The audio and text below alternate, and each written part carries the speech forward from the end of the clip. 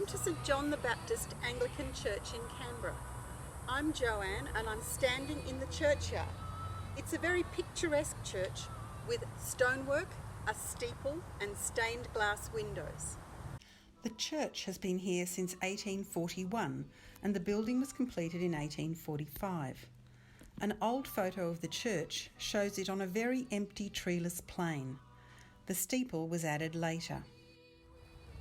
I'm standing beside Sarah Webb's grave. Sarah was the fifth person buried in this churchyard and the second to have a headstone erected here. Sarah was an early pioneer to the limestone plains in what was then the colony of New South Wales. Sarah's is a story of courage and resilience. She was born in London in 1812 and she arrived in Sydney in 1821 on a cargo ship with her mother Elizabeth and her brother Joseph Rolfe. Sarah was aged 9 and Joseph 12. Hello, I'm Marg and I'm a descendant of Joseph Rolfe. He was my 4 times grandfather. Sarah worked at the Rocks as a servant and she worked with her brother Joseph for Mr Riley at Raby Farm on Cowpastures Road in Liverpool.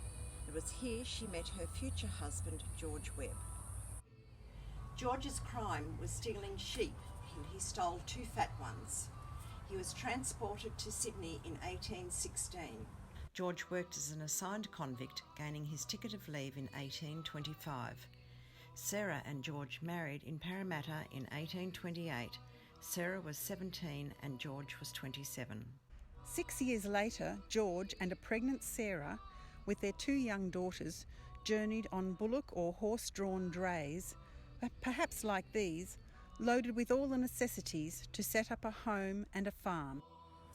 They travelled over rough, almost non-existent tracks, passing Sutton Forest, Bungonia and Lakes George and Bathurst to the limestone plains. The threat of bushrangers was real. They were travelling to the colony's edge, where few European men and even fewer women would have been. The country might have looked something like this artwork of Lake George. They were intending to settle where Lanyon Homestead now is, but were forced off. In 1835, they moved across the Murrumbidgee River to land beyond the limits of occupation, where European men hadn't ventured. George built a home where Tharwa village stands today. Sarah travelled back to Berrima to be with her mother and to witness Joseph's marriage. Sadly, Sarah's first daughter Carolyn died and was buried on the same day. George leased land he called Tidbinbilly Run. Today it's called Tidbinbilla. The Webb family were the first known Europeans to settle in the area. Life was isolated and self-sufficiency was essential. The run consisted of 2,500 acres. 8 people were housed in slab huts. There were 350 cattle and 12 horses. Their water was drawn from Paddy's River. Sarah's 4th child, Elizabeth, known as Betsy, was born in 1837. Betsy was the first colonist child born west of the Murrumbidgee River. Sarah sadly died at age 33, giving birth to her 10th child on the 8th of November 1845. It took 3 days for the doctor to come from Queanbeyan, by which time Sarah had passed away. Sarah's mother met the funeral cortege on the way to St John's Church and insisted on the coffin being opened. She cut a lock of her hair and kissed her brow before her burial. There are 2 headstones for Sarah. The older one says Sarah died, leaving a husband with 6 children.